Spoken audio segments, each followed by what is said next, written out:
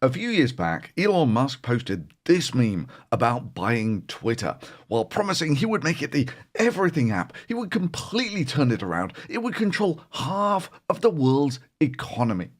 And in about 2 years, proceeded to crater the value of the company, where it lost some 80% of its value. And now he's posting this meme, where he's promising to literally do for America what he did to Twitter. Yep. This is the reality of what the people voted for. Or maybe it's not quite so clear-cut. Maybe we'll come back to this later. And Trump just published his family photo, where curiously absent are his wife and vice president, but Elon Musk is there, fresh from powdering his nose. So Trump's now palling around with illegal immigrants? Yeah. They realized that we were illegal immigrants. Well, I mean, yes, we were. I'd say it was a grey area. Yeah, yes, we were. We were illegal immigrants. The reason Musk says it's a grey area is because it wasn't. He had a visa to actually be in America to study and decided to start a business, which is illegal. And thanks to America's relaxed stance on immigration, such a violation would permanently ban you from getting another visa. So yeah, if Trump wants to make a strong stance on getting rid of the illegals, maybe he can start by the one who got his citizenship by lying to the US government. Not that it really matters, because it's only a matter of time before Trump eats Musk and says all the things that he used to say about him. Nah, he's got himself a mess. You know, he said the other day, I've never voted for a Republican. I said, I didn't know that. He told me he voted for me. So he's another bullshit artist. About how he's just a grifter who would have dropped to his knees and begged for more government subsidies. I mean, hell, if Musk was just another one of Trump's appointees, only 8% of the people who served in Trump's first administration made it to the end. Statistically, Musk only has an 8% chance of survival here. You know, it's funny, when Brexit won, some decade ago now, the internet was full of utterly obnoxious, gleeful, gloating morons with, "We won, you lost, get over it, cope harder, so worth it for all the liberal tears." June the 23rd, go down as our Independence Day!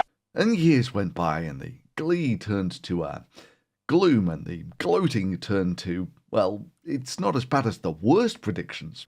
If on March 29th next year we leave the treaties, even if it is a bad deal, even if we're in a rotten place, we will historically have left the treaty. To ultimately the sad reality of, well, we voted for it, so I guess we're going to have to live with it. Brexit has failed. Brexit has failed. Maybe that's why a staggering new poll published by Unheard shows that 647 of the 650 UK constituencies now think Brexit was a mistake. Where we will, for the foreseeable future, after March the 29th, actually be in a worse position than we were before we voted to leave. And all it took to buy those sweet, juicy liberal tears was hundreds of billions of dollars and about a decade, making liberal tears officially the most expensive commodity in the known universe. Trump 2.0 is Brexit on steroids. And I have no doubt whatsoever, in the comment section there'll be a smattering of slow learners with their "we won, you lost, cope harder" comments. Well, you're about to enter the find out part of the chart. You see, turkeys can quite happily vote for Christmas. It's quite possible to win the popular vote. And for people to sit there with a shit-eating grin on their face and a hole in their foot, mocking the person who said shooting themselves in the foot was a bad idea. And then months later it's transformed to their limping around, proudly claiming, well, it's not as bad as everyone said it would be, to years later joylessly dragging their crippled leg around, somehow unable to replicate that euphoric tribalistic joy of their victory when they first shot themselves in the foot, while all those better-than-you know-it-all types looked on with horror, like trying to explain to them that this wasn't going to solve their problems. You can tell turkeys that Christmas will be a glorious, wonderful time, I mean, all the other turkeys, they want you to be outside in the cold and the wet and the rain and the dark, whereas Christmas can be a wonderful, joyful time where you're warm and dry inside and there's plenty of bright lights and cranberry sauce. Outside Europe, we could have prosperity on a level that we can't even imagine. It's just some of those elitist turkeys who are telling you that this is something bad, something not in your best interests. They think they're better than you. You're not going to let them win, are you? Vote turkeys for Christmas. And this is exactly the path that America has just chosen to walk. Maybe it was the argument about the cranberry sauce that really sealed the deal. So why on steroids, I hear you ask? After all, the last time Trump was president, it didn't end in disaster, right?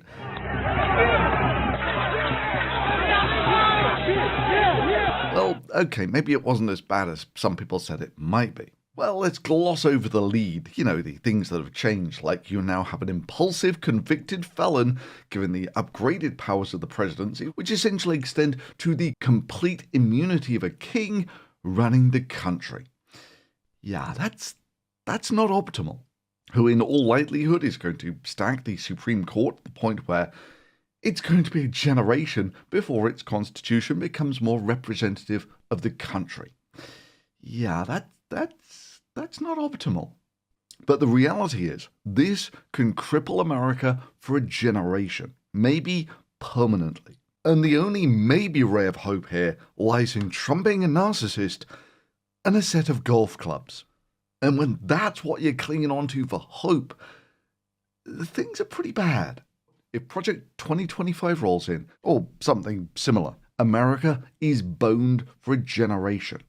Firing competent people in government and replacing them with party loyalists never ends well. Don't believe me? Those are basically the ground rules of the old school Soviet era government. Core is either partially or completely exposed. Whatever that means. And that if you don't immediately issue iodine tablets and then evacuate the city, hundreds of thousands of people are going to get cancer. Yeah, putting party loyalists in charge. What can go wrong? There has been an accident at Chernobyl, but I've been assured there is no problem. I'm telling you that there is. I prefer my opinion to yours. That is, if Trump stands in front of a half-empty stadium and says, "Not an empty seat in the House." And every rally's full. You don't have any seats that are empty. You don't have anything yet. I mean, the one we had today, you missed a beauty. We could have filled that place up 20 times. I mean, that was beautiful. And the Virginia rally, did you hear about the Virginia rally? That was, Glenn Youngkin did a great job, the governor of Virginia. And they had a crowd there that was incredible. And then we came here, and we don't want to be late, but it's very hard when you do these things. It's very hard, and you don't mind a little bit. We weren't very late. Just a few minutes. Just a few minutes, depending on your definition of when it's going to start. Then, sorry, the party official line is there are no empty seats in the House. Facts don't really matter here. I'm a nuclear physicist. Before you were deputy secretary, you worked in a shoe factory. Let alone professional qualifications. Yes, I worked in a shoe factory. And now I'm in charge.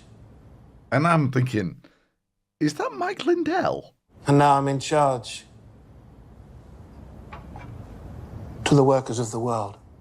Loyalty to a party matters above everything. Clearing out the corruption in your terms, would that mean clearing out the top-level federal service workers that are currently at the FDA and the CDC? In some categories, I would say. What does that look like? I'm a nuclear physicist. Categories of workers, there are entire departments, like the nutrition departments at FDA, that have to go. Yes, I worked in a shoe factory. And now I'm in charge. And how long does it take to hit the undo button on this?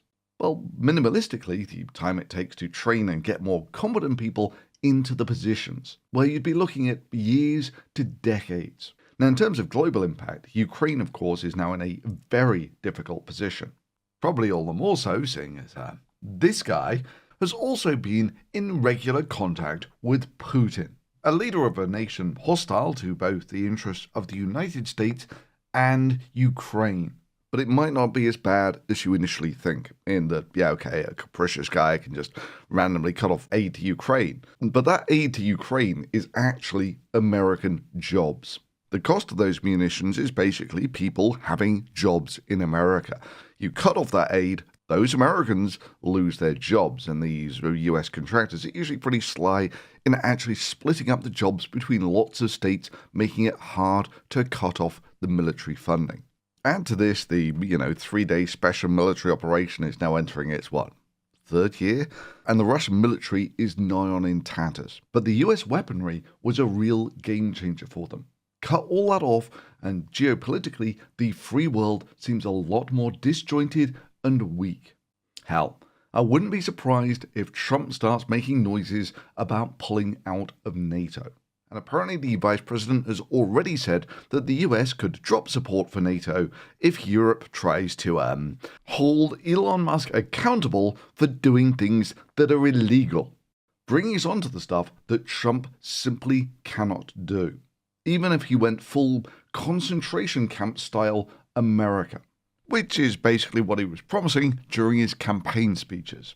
Terrorists, disease-ridden. They're poisoning the blood of our country. That's what they've done. They poison mental institutions and... They had to go. Day one, my first hour in office... They realized that we were illegal immigrants. Well, I mean... Yes, we were. Those people are gone. Strength through unity. Unity through faith. We love you, Jesus, and we also love our country. And we thank you that you've raised up a man, Donald J. Trump, to be a warrior for the Word of God. Day one, my first hour in office. And the wisdom that comes from God. Those people are gone. The whole thing about deporting some 20 million illegal aliens. The cute irony, of course, maybe, forgetting the origins of America. But let's say you want to do that all in 4 years. So that's deporting some 5 million people a year. So population of Salt Lake City is whatever. Let's call it 500,000. So if you want to deport 5 million in a year, you need someone to put them during that time. So you're going to need about 10 detention camps about the size of Salt Lake City. Cost of building 10 detention camps about the size of Salt Lake City, gazillions of dollars. And build time, probably decades. Cost of running 10 detention camps the size of Salt Lake City, gazillions of dollars. In fact, you can get a rough estimate of that. It costs about $40,000 per year to keep someone in prison, jail, whatever. So, 5 million per year. You're looking at about $200 billion to minimalistically run such a deportation campaign. And you can probably double all of that with legal proceedings and the such like. Basically, it would cripple America to start deportations on this scale. Trump, however, apparently doesn't care, saying that there is no price too high for mass deportations, even if it is the cost of crippling America. Then, of course, you come to the second problem. Those illegal immigrants, most of them have jobs in America and pay taxes. If you do this, America's tax revenue will drop by about $100 billion. Additionally, you're looking at chopping some 10% out of the workforce, which would cripple the economy. Economies are like living organisms. You can't just cut off a foot or a head or whatever and say, well, it's only 10% of the biomass and expect things to keep running as normal. Now, it's entirely possible that this is just like Trump's build the wall stuff, where it's just something he liked to talk about and never did. But, with the other stuff, Trump's tariffs on everything would cripple America. The only maybe ray of hope here is Trump's narcissism and his love of golf. See, with the narcissist, it's all about me. And if you look at Trump like that, it's like, well, I only ran for president to avoid jail, and now these suckers and losers have elected me. They're worth nothing to me now. They can't vote for me again because I can't run for president again. Constitutional limits, that sort of thing. So what's in it for me to do anything for them? Why shouldn't I just do things for me? Like I enjoy, like play golf and grifting.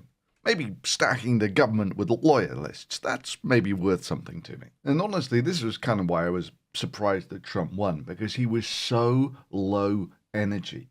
I mean, damn, even after he won, he reads his victory speech in the monotone of reading a phone book of the auto cue. Overcame obstacles that nobody thought possible, and it is now clear that we've achieved the most incredible political thing. It was like he just didn't care anymore. And apparently neither did his supporters. He threw out endless streams of stuff that would have gone straight into cartoonishly evil caricatures of fascism in movies. But his energy wasn't there. Neither were his supporters at his rallies. But while they might not have been there at his rallies, they turned up to vote.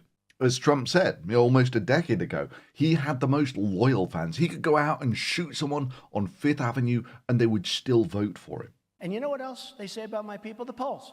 They say, I have the most loyal people. Did you ever see that? Where I could stand in the middle of Fifth Avenue and shoot somebody and I wouldn't lose any voters, okay? It's like incredible. You know, cultists. People who don't care about facts. And this is why I would have such tempered criticisms of Harris. Because Jesus himself could have come down from heaven and told the Trump supporters that there are no people in the seats in front of you, and that Trump is lying to you, and that's a sin. And the Trump fans would have looked Jesus straight in the face and said, nah, you're just listening to the lying mainstream media. You just unquestioningly gobble up all of their lies and propaganda. You've got Trump derangement syndrome. Vote Trump. You can't reason people out of a cult. A belief that they didn't reason themselves into in the first place. And for those who think this is some crazy straw man and that Trump supporters really aren't that bad, this is me making the exact same point on Twitter. I wonder what the comments are like. And you scroll down and it's like, whatever you're smoking, I want in. The cope is surreal. Trump derangement syndrome. Good point. Now I'll just factor in the fact that you're wrong about everything. And yeah, and all of a sudden the seats were actually completely full. There wasn't an empty seat in the House. And if you think these seats are empty, you've got Trump derangement syndrome. And this is why I don't have that much criticism about Harris, in that, you know, you factor in a base like this and the fact that you only need about 25% of the people to actually vote for you to win a US election. You know, at a crude level, a third vote red, third vote blue, and a third don't really care. So, of course, if you're in the punditry game, you're going to make a story about this, about how there's a huge demographic shift and all the various things you can read into this. What is operationally, in terms of the total voting share, a couple of % shift in how people voted. And because the animation was functionally invisible, even though it happened, I assure you, I'll reverse it just to give you a feel what the shift in the real vote was actually like. And yeah, that was enough to shift it from the lawyer with the experience in all three branches of government and America's first female president to America's first felon president. And yeah, in that endeavor, it's a pretty hard baked-in advantage being the leader of a cult that really doesn't care about facts. You know, to a reasonable-minded, smart person who's not like hardcore one way or the other, they just listen to someone talk for a few hours, and they that's how they decide whether you're... In Springfield, they're eating the dogs. The people that came in, they're eating the cats. You know, a good person, whether they like you, and every rally's full. You don't have any seats that are empty. You don't have anything yet. But Trump, but on the hand, Trump he's there, and there's no talking points. He's just being a normal person. We love you, Jesus, and we also love our country. And we thank you that you've raised up a man, Donald J. Trump, to be a warrior for the Word of God. No talking points. He's just being a normal person. He's having a conversation. Day one, my first hour in office. And the wisdom that comes from God. The reason they are upset is because there has been a system in place that told them that Hitler is about to take over again. What, you mean like J.D. Vance, Trump's vice president? Senator Vance, in 2016, you called your running mate Donald Trump unfit for the nation's highest office, and you said he could be America's Hitler. Those people are gone. Yeah, that system that's in place is called reality. I mean, sure, you can reject reality. You can reject the fact that Trump's rallies cut together seamlessly, not with Hitler, but with cartoon-level fascism. We did what we had to do. Islington, Enfield, I was there, I saw it all. On day one, I will launch the largest deportation program in American history. Immigrants, Muslims, Illegals, they get whatever they want, don't they? homosexuals, Her and her pimp handlers. terrorists. They're on the side of the terrorists. It's poisoning the blood of our country. It's so bad, and people are coming in with disease. Disease-ridden degenerates. They had to go. But seeing as Dave was so nice to bring up the whole Hitler thing, it's maybe useful to remind people that fascism was popular. It always has been. You know, even in a well-educated, first-world Christian country like Germany. Hitler did not get elected on a program of war with Russia and gassing the Jews, but on a message of Germany first, and that loyalty to a strong, charismatic figure was important, and that all of your problems were due to, well, insert minority here. On day one, I will launch the largest deportation program in American history. And you do all of that, and you've got a bargain basement, stock standard fascist. And it was as popular then as it is now. So why is fascism bad if it's popular? Well, because blaming scapegoats doesn't actually solve any of your problems. And being in a reality-denying cult also doesn't put your country on the right track. And unquestioning loyalty, also not the positive you might think it is. But maybe the most surreal thing is watching Dave Rubin here saying, don't believe your lying eyes. It's everyone else who's in a cult. So guys, understand the separation is happening. We all know people that are still brainwashed. Look, there's a lot of people. We all may be thrilled today. Yeah, this lesson in who's brainwashed was brought to you by Dave Rubin, who took hundreds of thousands of dollars off Russian intermediaries to produce content, only for when it all got exposed as being kind of illegal to claim that he was the real victim here because someone gave him hundreds of thousands of dollars.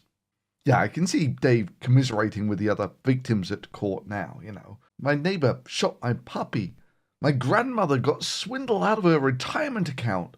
And Dave Rubin, that's nothing. Russian propagandists gave me a dump truck full of money. Yeah, this is the guy saying that you need to be deprogrammed.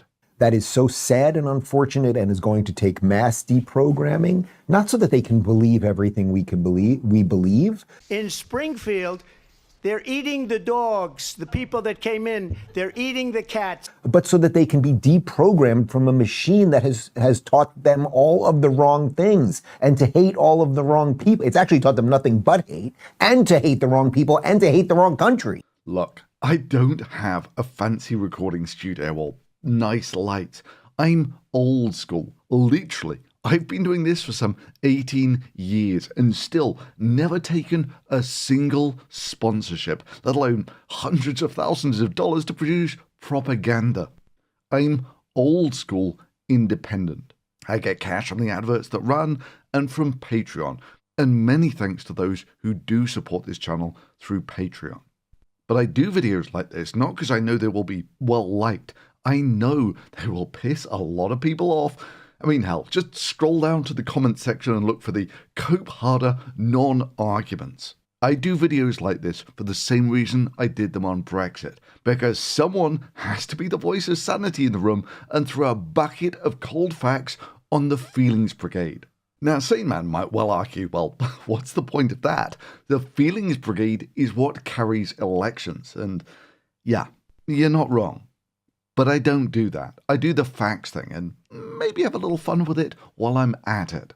Which brings us on to Musk's Department of Government Efficiency. Your money is being wasted, and the Department of Government Efficiency is going to fix that. Yeah, he's going to slim down the wastage of your money by setting up a new government department with your money that duplicates the exact same thing that another government department already does. Yes. How much do you think we can rip out of this wasted $6.5 trillion Harris-Biden budget? Well, I think we can do at least $2 trillion. Yeah! Yes. $2 trillion. Wow, that's impressive. He's going to save the taxpayer $2 trillion. Oh, hang on, wait. All that money is spent in the US economy. It ultimately ends up as American jobs. So cutting $2 trillion out of the budget will, at an average US salary of, say, $50,000 a year, is going to lead to 40 million unemployed Americans. To say this would be devastating to the US economy is kind of an understatement. And yet you have Musk getting cheered like a hero for essentially proposing not just shooting America in the foot, but in the head. I mean, you put your guesses below. What do you think Musk is going to be able to cut out of the federal budget? Me, I reckon this is going to go like his purchase of Twitter, where on buying it, he claimed he was going to transform it into the everything app that would eventually take over some half of the world's finances. If done right, the X would be would serve people's financial needs to such a degree that over time it would become, I don't know, maybe half of the global financial system, or some big number. Okay. I'm not sure what the number is, but pretty big. Really? Half the world's financial system. Just so we're clear, America is only about 15% of the world's financial system. And how did this work out? Well, it didn't quite take over half the world's financial system. In fact, it took over 0% of the world's financial system. You still cannot do any financial transactions on X. And rather than becoming half of the world's financial system, he managed to make the company lose some 80% of its value. But no, maybe Musk did finally deliver something that he promised. Yeah, thanks Elon for making the future look like the future.